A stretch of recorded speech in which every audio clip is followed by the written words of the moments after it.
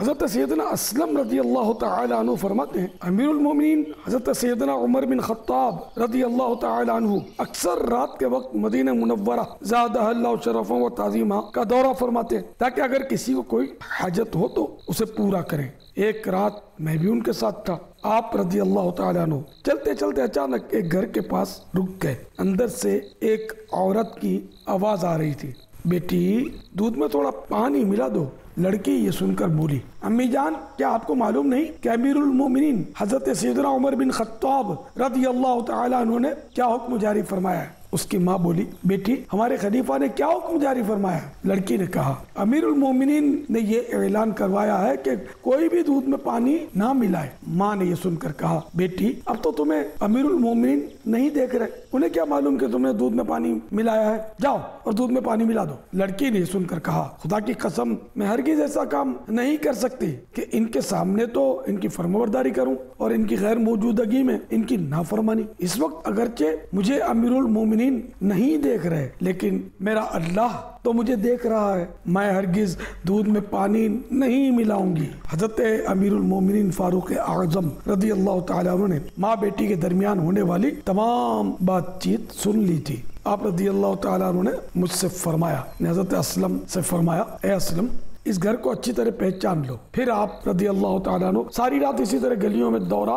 فرماتے رہے۔ جب صبح ہوئی تو مجھے اپنے پاس بلا کر فرمایا، اے اسلم اس گھر کی طرف جاؤ اور معلوم کرو کہ یہاں کون کون رہتا ہے اور یہ بھی دریافت کرو کہ یہ لڑکی شادی شدہ ہے یا کنواری۔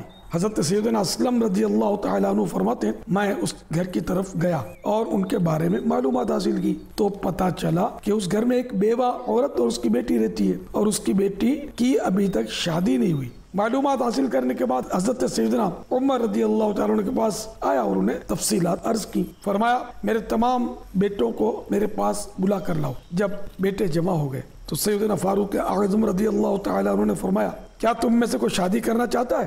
حضرت سیدنا عبداللہ بن عمر اور حضرت سیدنا عبد الرحمن علیہم الرضوان نے عرض کی ہم تو شادی شدہ ہیں۔ پھر حضرت سیدنا عاصم بن عمر رضی اللہ تعالیٰ عنہما کھڑے ہوئے اور عرض کی ابا جان میں غیر شادی شدہ ہوں، میری شادی کروا دیجئے۔ چنانچہ آپ رضی اللہ تعالیٰ عنہ نے اس لڑکی کو اپنے بیٹے سے شادی کے لیے پیغام بھیجا جو بخوشی قبول کر لیا گیا۔ اس طرح حضرت عاصم رضی اللہ تعالیٰ عنہ کی شادی اس لڑکی سے ہوئی اور پھر ان کے ہاں ایک بیٹی پیدا ہوئی جس سے حضرت سیدنا عمر بن عبدالعزیز رضی اللہ تعالیٰ عنہ جیسی عظیم شخصیت کی ولادت ہوئی۔ اللہ رب العزت کی ان پر رحمت اور ان کے صدقے ہم سب کی مغفرت ہو۔ سبحان اللہ، ملاوٹ سے بچنا کتنا عظیم کام ہے اور ملاوٹ والا مال دھوکے سے بیچنا، دودھ میں پانی ملا کر دھوکے سے بیچنا یہ حرام اور جہنم میں لے جانے والا کام ہے۔ صلو علی الحبیب صلی اللہ تعالی علی محمد۔